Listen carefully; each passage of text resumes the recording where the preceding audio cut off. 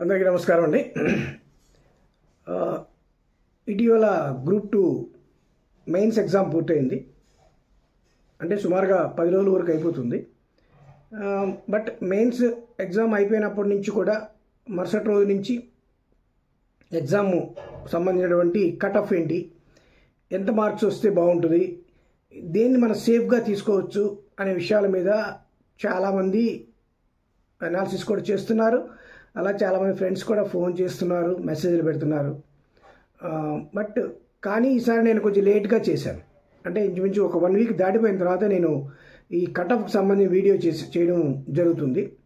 ఎందుకు అంటే ఇది ఈ కట్ ఆఫ్ తెలుసుకునేటువంటి అంశం అనేది ఒక ఎమోషనల్ అంశం. అంటే ఒక ఎమోషనల్ అనాలిసిస్ లాంటిది, అంతే. దీనివల్ల లాభం ఏమి ఉండదు. అంటే ఉన్న లాభం వల్ల ఏంటంటే, ఓకే రిజల్ట్ వచ్చే వరకు మన టెన్షన్స్ పడకుండా నేను రాసిన దానికి ఎక్కడో ఒక దగ్గర సరిపోతుందిలే అని మనకు వచ్చేటువంటి టెన్షన్ని వాటిని తగ్గించుకొని మన ఎమోషన్ అనే దాన్ని ఒక కంట్రోల్లో ఉంచుకోవడానికి పనికొచ్చేటువంటి ఒక అనాలిసిస్, అంతే. ఎందుకంటే మనం రాసింది ఎక్కడికి పోదు. ఈ కట్ ఆఫ్ తెలుసుకోవడం వల్ల మనం రాయింది ఎక్కడ కలవదు, రెండు జరగవు. కానీ ఒకటేంటంటే ఒక ఐడియా తగ్గట్టుగా మనల్ని మనం సిద్ధం చేసుకోవడానికి ఇది ఒక మంచి ప్లాట్ఫామ్గా పనికొస్తుంది. అటువంటి ఒక ఎమోషనల్ బ్యాక్గ్రౌండ్లో భాగంగానే నేను గబగబా ఏదో పేపర్ చూసేసి ఇంత మార్క్స్ వస్తే బాగుంటుంది, ఇంత మార్క్స్ వస్తే ఉండొచ్చని ఇంతకుముందు ఒకసారి నేను కటప్ గురించి కూడా 2-3 సార్లు చేశాను. బట్ అది చేసిన తర్వాత నాకు అనిపించింది, ఎందుకు మనం చెప్తున్నాం, ఏదో ఒక నెంబర్ చెప్పి ఏదో ఒక పాయింట్ చెప్తున్నాము అని కాకుండా ఒక కట్ ఆఫ్ అనేటివాన్ని మనం చెప్పుకునేటప్పుడు అది తర్వాత మనం దానికి ఎక్కడ తప్పులు చేశాము అనే దానికి మనల్ని సిద్ధం చేసేలా ఉండాలి. అలాగే మన యొక్క యాటిట్యూడ్ అనేది ఏ రకంగా ఉండాలనే దాన్ని మనం సిద్ధం చేసేలా ఉండాలి. ముఖ్యంగా ఇప్పుడు ఇందాక నేను మీకు చెప్పినట్టు కొన్ని ఎమోషన్స్ని అది కంట్రోల్ చేసుకునేలా కూడా ఉండాలి. సో ఇటువంటి అనేకమైన అంశాల నేపథ్యంలో కట్ ఆఫ్ చెప్పడానికి నేను ఎక్కువ టైం తీసుకున్నాను. కానీ మ్యాక్సిమం ఒక మంచి కట్ ఆఫ్ అనే దాన్ని చెప్పడానికి ప్రయత్నం చేశానని చెప్పుకోవచ్చు. సో ముఖ్యంగా మొన్న వచ్చిన గ్రూప్ 2 ఎగ్జామ్ విషయంలో ఇది కొత్తగా చెప్పాలంటే ఇది కొత్తగా ఏమీ లేదు చెప్పాలంటే. అంటే చాలామంది చాలా పేపర్ చూడగానే చాలా ఈజీగా అనిపించేసింది, క్వశ్చన్ చదువుతున్నప్పుడు చాలా ఈజీగా అనిపించినవి అని ఫస్ట్ వచ్చినటువంటి ట్రెండ్. కానీ తర్వాత ఆన్సర్లు చదువుతున్నప్పుడు క్వశ్చన్స్ ఈజీగా కరెక్ట్గా కనిపించింది. అంటే ఇంతకుముందు క్వశ్చన్ అనగానే ఏపీపీఎస్సీలో 2, 3, 4, 5 లైన్లు ఇచ్చేవారు. కానీ ఇప్పుడు అలా కాకుండా డైరెక్ట్గా లైన్ ఇచ్చినట్టు, డైరెక్ట్గా క్వశ్చన్ అడిగినట్టు చాలా సందర్భాలు అనిపించింది.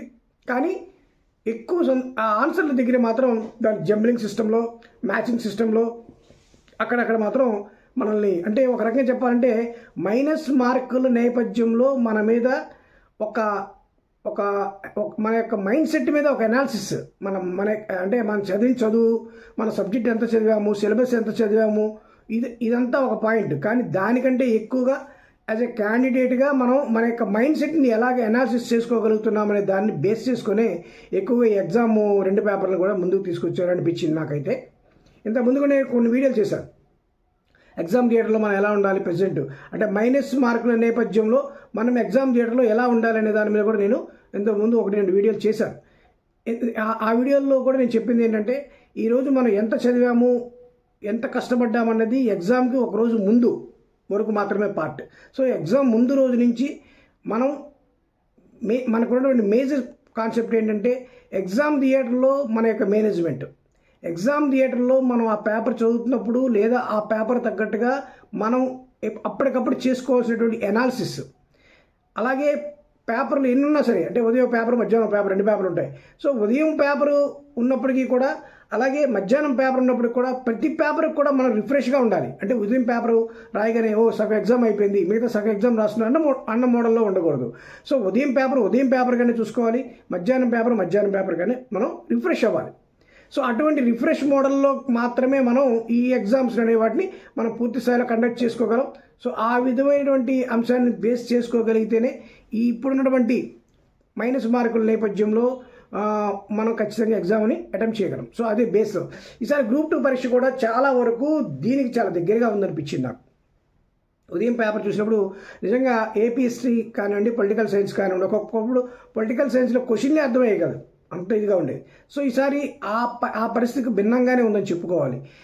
నేను గ్రూప్ 2 కోసం నోట్స్ రెడీ చేసుకున్న నోట్స్లోనే సుమారుగా 90 నుంచి 91, 92 మార్కులు రెండు విడివిడిగా, అంటే 90% వరకు కూడా శుభ్రంగా 90 నుంచి 90% వరకు కూడా నా నోట్స్లోనే కనిపించినాయి చాలా వరకు నేను రాసుకున్నవి. సో అంటే గతంలో నేను ప్రిపరేషన్ కోసం రాసుకున్న నోట్స్ అది అప్పుడప్పుడు నేను అప్డేట్ చేసుకుంటుంటాను నా అవసరం కోసం.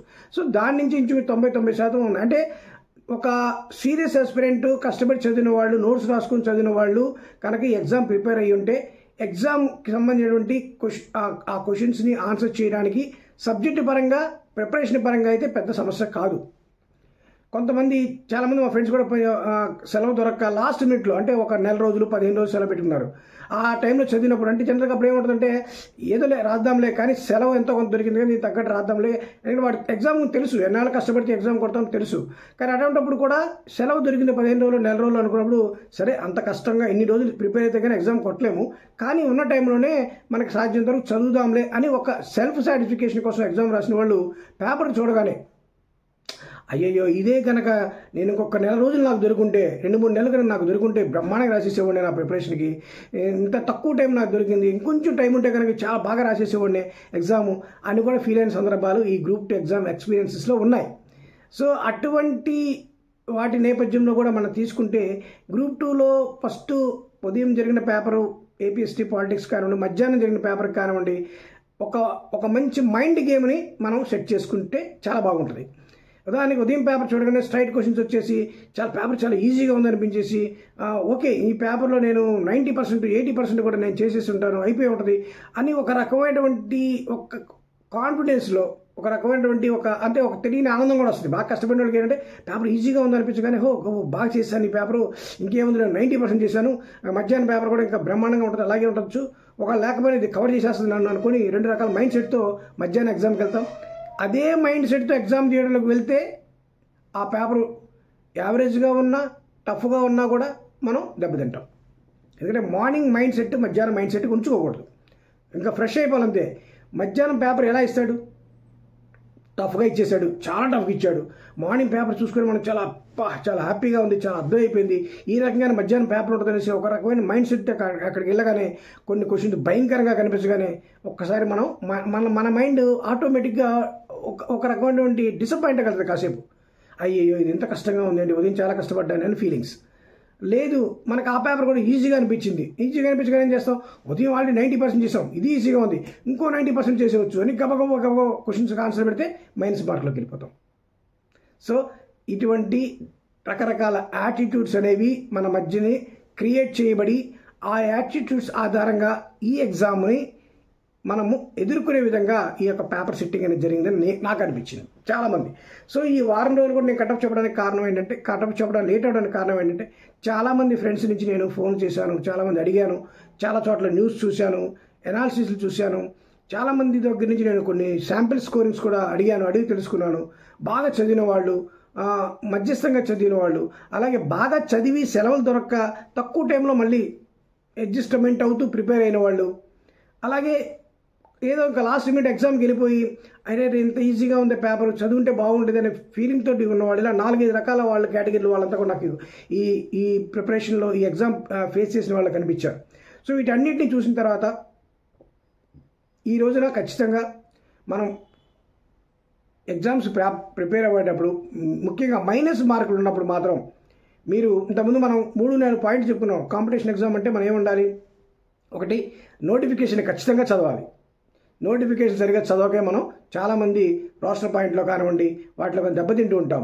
సో ఫస్ట్ నోటిఫికేషన్ అనేది ఖచ్చితంగా చదవాలి, నోటిఫికేషన్ బాగా అర్థం చేసుకోవాలి. తర్వాత రెండవది ఆ ఎగ్జామ్కి వాళ్ళు ఏ సిలబస్ అయితే అడిగారో ఆ సిలబస్ని ఖచ్చితంగా మనం తెలుసుకోవాలి. ఏది పడితే చదవకుండా ఆ సిలబస్ కంటెంట్ ఆధారంగా ఒక స్టాండర్డ్ బుక్స్ తీసుకుని ఆ సిలబస్ని రెడీ చేసుకోవాలి. మూడవది ఒక చక్కని ప్లాన్ చేసుకొని ఆ ప్లాన్ తగ్గట్టుగా ఒక టైం ప్లాన్ చేసుకుని ఆ ప్లాన్ తగ్గట్టుగా మనందరూ ఎగ్జామ్ ప్రిపేర్ అవ్వాలి. మూడవది. నాలుగవది ఈ మూడింటిని తీసుకుంటూ ఒక చక్కగా మనందరం కూడా కాన్ఫిడెన్స్తో ఆత్మవిశ్వాసంతో ఈ ఎగ్జామ్ కోసం మంచి హార్డ్ వర్క్ని స్మార్ట్గా చేస్తూ ముందుకు వెళ్ళాలి. సో ఇటువంటి 4 అంశాలు మనం చెప్పుకుంటూ ఉండేవాళ్ళం. కానీ మైనస్ మార్కుల నేపథ్యంలో నేను ఒక అంశం కూడా కలిపాను. అది ఎగ్జామ్ హాల్లో మనకు ఉండేటువంటి యాటిట్యూడ్. మన ఎగ్జామ్ హాల్ అనాలిసిస్ అంటారు దాన్ని. అదైతే మనం పెట్టుకున్న పేరు ఎగ్జామ్ హాల్ అనాలిసిస్ అని కూడా నేను లాస్ట్ వీడియోలో చెప్పాను. EHA. So exam hall analysis అనేది ఇప్పుడు ఖచ్చితంగా ప్రతి క్యాండిడేట్కి అవసరం. అది ఎలా వస్తుందంటే ఖచ్చితంగా మనం పేపర్ చూడగానే ఒక 4-5 క్వశ్చన్లు చదవగానే, లేదా పేపర్ అంతా ఓవరాల్గా ఒక 5-6 నిమిషాలు చూడగానే, లేదు కొన్ని క్వశ్చన్లు మనం చదువుతూ ఉండగానే ఓకే ఎగ్జామ్ స్టాండర్డ్ మనకు అర్థం అవ్వాలి. ఈజీగా ఇచ్చాడా, టఫ్గా ఇచ్చాడా, ఈజీగా కనిపిస్తూ టఫ్గా ఇచ్చాడా, క్వశ్చన్స్ బాగా ఈజీగా ఇస్తూ ఆన్సర్స్లో కనిపించేశాడా, లేదు క్వశ్చన్నే కనిపించేస్తూ ఆన్సర్లో మనకి ఈజీ మెథడ్ని చూపించాడా, ఏ రకంగా మనల్ని అట్రాక్ట్ చేస్తుంది పేపరు, ఏ రకంగా సబ్జెక్ట్ అట్రాక్ట్ చేస్తుంది కాదు. సబ్జెక్ట్ ఆల్రెడీ మనం చదివాం, ఏపీఎస్సీ ఉందంటే అన్ని చాప్టర్లు చదివేసాం, భారత రాజ్యాంగం అంతా చదివాము. సో ఎగ్జామ్ థియేటర్లో ఉండేది సబ్జెక్ట్ కంటే ఎక్కువగా ఎక్కడ మనల్ని అట్రాక్ట్ చేస్తున్నారు, మీరు ఈజీగా బుట్లో పడిపోతున్నారు, మైనస్ మార్కులు చాలా ఈజీగా ఉంది పెట్టేస్తున్నారు, లేదు చాలా టఫ్గా ఉంది భయపడుతూ పెడుతున్నారు. మీ యొక్క యాటిట్యూడ్ అనేది 5వ పాయింట్ చాలా కీలకం. సో ఈ 5వ పాయింట్ను కూడా ఈరోజు సిలబస్లో భాగంగా ప్రతి క్యాండిడేట్ అర్థం చేసుకోగలిగితేనే ఈ కాంపిటీషన్ ఎగ్జామ్స్లో ఈ మైనస్ మార్కుల పద్మవ్యూహంలోంచి మనం ఖచ్చితంగా బయటికి రాగలుగుతాము. వాళ్ళే ఈరోజు ఎగ్జామ్ కూడా కొట్టగలుగుతారు. సో అది ఓవరాల్గా నేను ఈ ఎగ్జామ్ విషయంలో చేసినటువంటి అనాలిసిస్. సో పేపర్స్ వారీగా ప్రతి పేపర్ని కూడా నేను వేరే వీడియోస్లో ఆ పేపరు ఆ సిలబస్ అందుకు వేరే వీడియోలో మనం చెప్పుకోవచ్చు. ముఖ్యంగా కట్ ఆఫ్ అనే విషయంలోకి వచ్చేసరికి, కట్ ఆఫ్ దగ్గరికి వచ్చేసరికి నేను చాలా క్లియర్గా లాస్ట్ జరిగినటువంటి 4-5 ఎగ్జామ్స్ నుంచి కూడా మొత్తం ఓవరాల్గా వచ్చినట్టు కట్ ఆఫ్ ఎంత, పర్సంటేజ్ ఎంత ఉంది, ఎన్ని పోస్టులు ఉన్నాయి, అప్పుడు నెంబర్ ఆఫ్ పోస్టులు ఎంత, ఇప్పుడున్న నెంబర్ ఆఫ్ పోస్టులు ఎంత, అలాగే అప్పుడు ఉన్నటువంటి జోనల్ కేటగిరీ ఏంటి, ఇవన్నీ కూడా ఓవరాల్గా అన్నింటి కూడా కొంతవరకు నేను వర్కౌట్ చేసి రాసుకోవడం జరిగింది. సో వాటి మీద ఆధారంగా, అలాగే ప్రస్తుతం ఉన్నటువంటి రాసిన వాళ్ళటువంటి శాంపిల్స్, రాసిన వాళ్ళ యొక్క అభిప్రాయాలు, వీటన్నిటి ఆధారంగా తీసుకుని నేను ఒక కటప్ పాయింట్ అనే దాన్ని ఒక ఐడియాగా, అంటే నాకు నా స్థాయికి తగినట్టుగా నేను ఎంతవరకు అనాలిసిస్ చేయగలిగానో అంతవరకు మేము ముందు ఉంచడానికి ప్రయత్నం చేస్తాను. ముందుగా నేను చెప్పినట్టు ఇది ఫైనల్ కట్ ఆఫ్ అన్నది దానికి బేస్ అనేది ఏమి లేదు, కానీ ఇది మీ అందరి యొక్క ఎమోషనల్ అటాచ్మెంట్. కాబట్టి కటప్ పాయింట్లో మీరు ఎక్కడ ఉన్నారు అనేది ఒక పాయింట్ అయితే, ట్రెండ్ తగ్గట్టుగా ఎటువంటి మార్పులు వస్తున్నాయనేది రెండో పాయింట్. సో ఈ రెండింటిని మీరు అనాలిసిస్ చేసుకోండి. ముఖ్యంగా కటప్ పాయింట్ చెప్పడానికి నేను కొన్ని అంశాల ఆధారంగా తీసుకుంటే, ఉదాహరణకి 2018లో మనకి గ్రూప్ 2 జరిగినప్పటికీ ఇప్పటికీ పోస్టులు డబుల్ అయినాయి, నెంబర్ ఆఫ్ పోస్టులు డబుల్ అయినాయి. సో అప్పుడు 400 చిల్లర ఉన్నాయి, ఇప్పుడు 900 దాకా వచ్చినాయి. సో పోస్టులు డబుల్ అవ్వడం ఒకటి జరిగింది. కాకపోతే ఇక్కడ ఇంకొక అంశం, సేమ్ టైంలోనే అప్పుడు 450 మార్కులు జరిగింది, ఇప్పుడు 300 మార్కులు జరిగింది. ఆ చేంజ్ని కూడా, ఆ తేడాను కూడా మనం గుర్తించాల్సి ఉంటుంది. ఇక్కడ ఇంకోటి ఏంటంటే, అప్పటి నుంచి ప్రిపరేషన్లో ఉన్న వాళ్ళు, కంటిన్యూషన్ ప్రిపరేషన్ వాళ్ళు కూడా మనం యాడ్ అయ్యారు.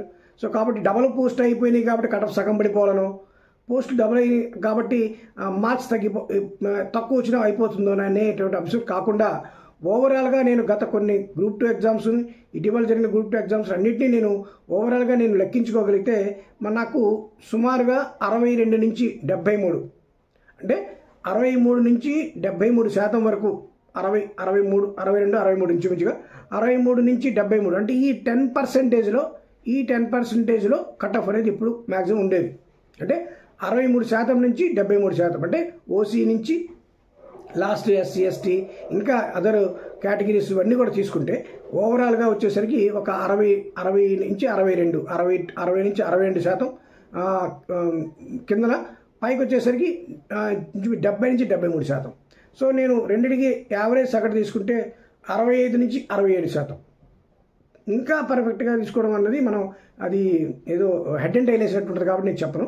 సో 65 నుంచి 67% అనేది ఒక యావరేజ్ కట్ ఆఫ్గా ఎప్పుడు గ్రూప్ 2లో ఉంది, ఒక 2-3% అటు ఇటుగా. సో ఆ రకంగా అనాలిసిస్ మనం తీసుకున్నప్పటికి కూడా ఇప్పుడు మనకి ఉన్నటువంటి అంశం ఆధారంగా, అంటే ఇప్పుడు పోస్టులు పెరిగినాయి అంటారు, పోస్టులు ఎక్కువ వచ్చినాయి అనుకుంటున్నాము. పోస్టులు ఎక్కువైనప్పుడు కూడా మార్కులు తక్కువ, అంటే మార్కులు తక్కువైన విషయం ఎందుకు అంటున్నానంటే, 450 మార్కులకి 300 మార్కులకి వచ్చేసరికి మన తేడా ఎక్కడ వస్తుందంటే మైనస్ మార్కుల దగ్గర వస్తుంది.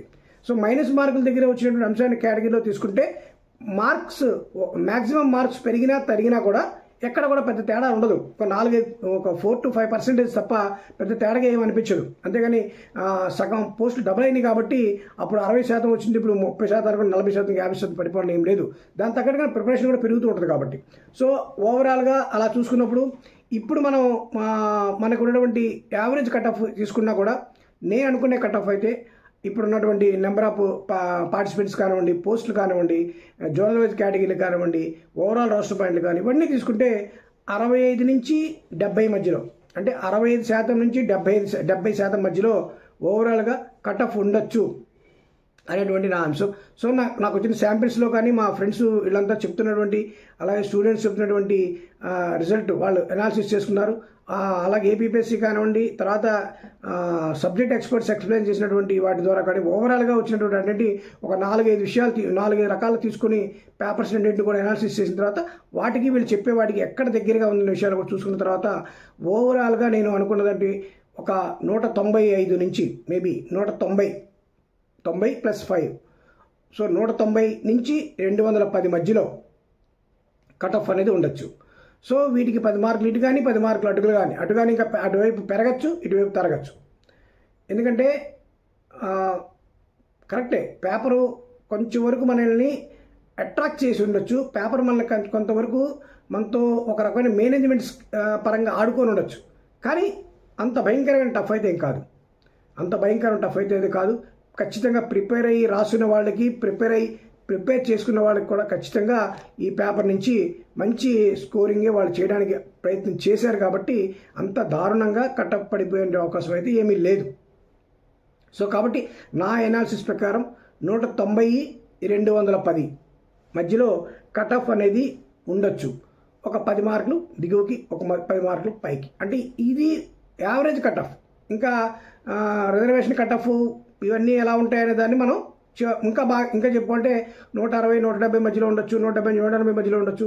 అది roster point reservation cut off. నేను అదంతా చెప్పట్లేదు. నేను ఓవరాల్గా ఉండేటువంటి సేఫ్ పాయింట్ కట్ ఆఫ్ మాత్రం 190-210 ఈ రెండింటి మధ్యలో ఆ కట్ ఆఫ్ ఉండొచ్చు అన్నది నా అంచనా.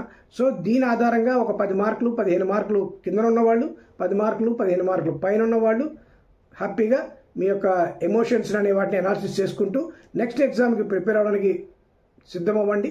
లేదు ఈ యొక్క కట్ ఆఫ్ కోసం మనం ఎదురు చూస్తూ ముందుకెళ్ళచ్చు. సో అసలు ఈ ఎగ్జామ్కి సంబంధించి కొన్ని అంశాలు కూడా, లీగల్ విషయాలు ఇవన్నీ కూడా ఉన్నాయి. అవి వేరే అంశం. నేను ఓన్లీ ఈ ఎగ్జామ్ ప్రిపరేషన్కి సంబంధించి కట్ ఆఫ్ ఎలా ఉండొచ్చు అనే విషయాన్ని మాత్రం ఇక్కడ చెప్పదలుచుకున్నాను. దానితో పాటుగా ముందే నేను చెప్పినట్టు ఖచ్చితంగా మైనస్ మార్కుల ప్రిపరేషన్ నేపథ్యంలో మీరు ఎగ్జామ్ ప్రిపరేషన్తో పాటు ఎగ్జామ్ హాల్ అనాలిసిస్ చేసేటువంటి ఒక మెథడాలజీని కూడా మీరందరూ కూడా ఖచ్చితంగా నేర్చుకోగలిగితేనే ఈరోజు మనం ఈ ఎగ్జామ్స్ లో ఖచ్చితమైనటువంటి ఆ మార్క్స్ని మనం సాధించుకొని ముందుకెళ్ళచ్చు. అసలు అన్నిటికంటే బాగా ఇదేంటి ఏంటంటే, నేనైతే ప్రిపేర్ అయినప్పుడు టాప్ 10లో ఎవరున్నారో అదే నా కట్ ఆఫ్ కింద ప్రిపేర్ అయ్యేవాడిని. ఉదాహరణకి మనకి 2018 టాప్ 10 వచ్చేసరికి 328 టాప్ మార్క్స్ వచ్చింది. 328 మార్క్స్ టాప్ మార్క్ వచ్చేది, 450 మార్కులు. సో 328 నుంచి ఒక 10 మార్కులు అంటే 328 నుంచి 318 లేదా 315. సో 320 నుంచి 330 అనేది నా కట్ ఆఫ్ కింద నేను ప్రిపేర్ అయ్యేవాడిని. అందుకే ఇదేంటి అంటే నా కట్ ఆఫ్ మీద ఎలా ప్రిపేర్ అవుతానంటే, ఇది ఎగ్జామ్ థియేటర్లో నేను చేసుకునేటువంటి ఎనాలిసిస్ అనమాట. అంటే లాస్ట్ టైం ఒకసారి అలాగే, ఇప్పుడు నేను రెండు ఎగ్జామ్స్ ఉన్నాయి, 220, 440 గ్రూప్ 1 ప్రిలిమ్స్. సో గ్రూప్ 1 ప్రిలిమ్స్లో నేను అనుకున్నది ఎంత, 120 లేదా 120, 240 maximum marks. So maximum marks అంత ఉన్నప్పుడు కట్ ఆఫ్ ఎంత ఉండాలి, 60-65 అనుకున్నాను. సో ఆ రకంగా నేను తీసుకున్నప్పుడు 70 + 70 140, 135. మేబీ పేపర్ బాగా టఫ్గా ఉంది 120. సో పేపర్ ఈజీగా బాగా చేయగలిగే ఉన్నప్పుడు 140, 130-140. బాగా టఫ్గా ఉంది చేయలేనన్నప్పుడు 110-120. ఇది నేను అనుకున్నప్పుడు కట్ ఆఫ్. ఎగ్జామ్ థియేటర్కి వెళ్ళేటప్పటికి నేను రెడీ చేసుకుని వెళ్ళి ప్రిపరేషన్ అది. అందుకంటే ఎక్కువ నేను వెళ్ళదలుచుకోలేదు, ఎందుకంటే మైనస్ మార్కులు ఉన్నాయి. సో కాబట్టి ఫస్ట్ పేపరు చాలా టఫ్గా ఉంది 120 మార్క్స్కి. ఓకే, నా కట్ ఆఫ్ ఎంత అనుకున్నాను, 120, 2 మార్కులు 2 కలిపి 120 నుంచి 110 నుంచి 110, 120 అనుకున్నాను 2 పేపర్లు. సో అంటే ఇందులో 60 మార్క్స్ నాకు రావాలి. సరే 60 వరకు వచ్చిందా రాలేదా, ఎంతవరకు వచ్చింది, 120 మార్క్స్, 60, 65, 70 వరకు వచ్చు. ఓకే పెట్టేశాను. మ్యాక్సిమం నాకు తెలుసు 70 వరకు నేను చేయగలను. 1-2 క్వశ్చన్లు పోతే పోవచ్చు, ఇంకా మిగతా లేదు. ఇంకా అసలు నేను టచ్ చేయలేదు పేపర్ని. నాతో పాటు ఉన్నటువంటి నా ఫ్రెండ్ 120 క్వశ్చన్లు చూడగానే వాడికి సుమారుగా 85 వచ్చు, చక్కగా 85 పెట్టేశాడు. ఆ తర్వాత మళ్ళీ చూస్తే ఆ యొక్క 20, ఈ యొక్క 15, 35 మిగిలిపోయినాయి. ఎవరికైనా కష్టపడినడికి 35 మార్క్స్ ఎలా వదిలేస్తామా అనిపిస్తుంది. కానీ ఎగ్జామ్ థియేటర్ అనాలిసిస్ అది కాదు. అది మనకు ఉన్నటువంటి ఎమోషన్ వేరు, ఎగ్జామ్కి ఉన్నటువంటి శానిటీ వేరు. ఈ రెండింటి మధ్య తేడా మనం తెలుసుకోవాలి. ఆ ఈ రెండింటిని తేడా అర్థం చేసుకోలేక వాడు మిగతా 35ని కూడా టచ్ చేసి వెళ్ళిపోయాడు. దాంతో మైనస్ మార్క్ కలిపి అది సుమారుగా 40-45కి వచ్చేసాడు. సో నేను పెట్టిన 70 నాకు 68 వచ్చినాయి, 67 వచ్చినాయి. నెక్స్ట్ పేపరు సేమ్ టార్గెట్ తెలుసు, చాలా టఫ్గా ఉంది, చాలా భయంకరమైన టఫ్గా ఉంది. ఇంకా ఆ పేపర్లో ఒక 50-60 చేసినా చాలా అన్నట్టు పరిస్థితి ఉంది. సో బాగా టఫ్ ఉంది కాబట్టి 110 నుంచి 120 కాదు నా టార్గెట్. ఆల్రెడీ మధ్యాహ్నం పేపర్లో నా ఎక్స్పెక్టేషన్ 70 పెట్టాను, 70లో కనీసం 65 వస్తాయని నాకు తెలుసు. సో 120లో 65 పోతే 55 రావాలి. సరే 55 కోసమే ఆ పేపర్ బాగా భయంకరంగా ఉంది కాబట్టి టెన్షన్ పడకుండా 45 నుంచి 55 వరకు అంతకంటే ఎక్కువ చేయలేము అని చెమటలు పట్టేస్తున్నాయి అందరికీ. సో నాకు కూడా అదే పరిస్థితి, కానీ నాకు భయం లేదు, ఎందుకంటే నేను అనుకున్న టార్గెట్ ఇక్కడ 55, 120 మార్కులు కాదు. సో జాగ్రత్తగా పెట్టుకుంటూ వెళ్తే ఒక 50 వరకు పెట్టగలిగా. అంత టఫ్గా ఉంది పేపర్, 50 వరకు నాకు తెలుసు. సో ఇంకొక 5 మార్కులు కావాలి, ఇంక ఎగ్జామ్ కావాలంటే ఒక 110 వరకు అన్నీ వెళ్ళగలగాలి. సో 120 వరకు వెళ్ళగలగాలి కాబట్టి ఇక్కడ ఆల్రెడీ నేను 115 వరకు వెళ్ళాను. ఇంకొక 5 మార్కులకి వెళ్తే నాకు కొంచెం కాన్ఫిడెన్స్ ఉంటుంది, కానీ వెళ్తే మైనస్ మార్క్ వెళ్ళిపోతానేమో అని మళ్ళీ అనుకొని 55 పెట్టాను కాబట్టి రిమైనింగ్ 65 బాగా చదవడం మొదలుపెట్టాను. బాగా చదవడం మొదలుపెట్టాక 65లో ఒక 10 నుంచి 12 వరకు నాకు ఐడియా వచ్చింది. ఓకే చేయొచ్చు, 50-50 ప్రాబబిలిటీ ఎప్పుడు ఎంత ఉంటుంది? 30% ఉంటుంది, 1/3 ఉంటుంది ప్రాబబిలిటీ ఎప్పుడు కూడా, అంతకంటే ఎక్కువ ఉంటుంది, 50-50 కూడా ఉండదు. కానీ ఒక సగం పోయినా మిగతా వాటిని మిగతా 2/3 కవర్ చేస్తుంది. కాబట్టి ఇంకొక 12 పెట్టాను, 12లో ఆల్రెడీ 8 పోయినాయి, 4 ప్లస్ అయినాయి, కానీ దాన్ని కవర్ చేసింది, ఒక మార్కు ఇందులోకి వచ్చింది. సో ఓవరాల్గా 111 వచ్చినాయి. 111కి నేను మెయిన్స్ క్వాలిఫై అయిపోయాను. సో నాతో పాటు ఇంకా ప్రిపేర్ అయిన వాళ్ళు మైనస్ మార్కుకి వెళ్ళిపోయిన చాలామంది నేను చూశాను. సో ఇక్కడ కూడా సేమ్ అదే నేను చెప్తున్నాను. ఇక్కడ నుంచి ప్రిపేర్ అయిన వాళ్ళందరూ కూడా మీ ఎగ్జామ్ ప్రిపరేషన్తో పాటు exam hall analysis mind set అనేది కూడా చాలా క్లియర్ కట్గా ఆలోచించాలి. టఫ్గా ఉంటే ఎంత ఉండాలి, ఈజీగా ఉంటే ఎంత ఉండాలి, ఇది నాకు చాలు అనేటువంటి ఒక ఫిక్స్డ్ టార్గెట్, ఫిక్స్డ్ మార్క్ టార్గెట్ని మీరు పెట్టుకొని ఎగ్జామ్ థియేటర్లో కూర్చొని మీ మైండ్ సెట్ని ప్రిపేర్ చేసుకోగలిగితే ఖచ్చితంగా మీరు టాప్ 10లో ఉండాలంటే ఎన్ని కావాలో అదే మీ టార్గెట్. అంతకంటే ఎక్కువ మీరు చాయిస్ తీసుకోవద్దు, అంతకంటే ఎక్కువగా మీరు రిస్క్ చేయొద్దు. సో ఆ విధంగా మీరు వెళ్ళగలిగితే రాబోయే ఎగ్జామ్స్లో మీరు ఖచ్చితంగా విజయం సాధిస్తారు. ప్రస్తుత ఎగ్జామ్ కూడా దానికి పెద్ద దూరమేం కాదు. కాబట్టి 190 నుంచి 210 వరకు అన్నది ఖచ్చితంగా ఒక మంచి బెస్ట్ స్కోర్ అవ్వచ్చని నేను భావిస్తున్నాను. సో ఆ విధంగా మనందరం ఈ స్కోర్తో ముందుకు వెళ్తామని కోరుకుంటూ thank you very much. All the best.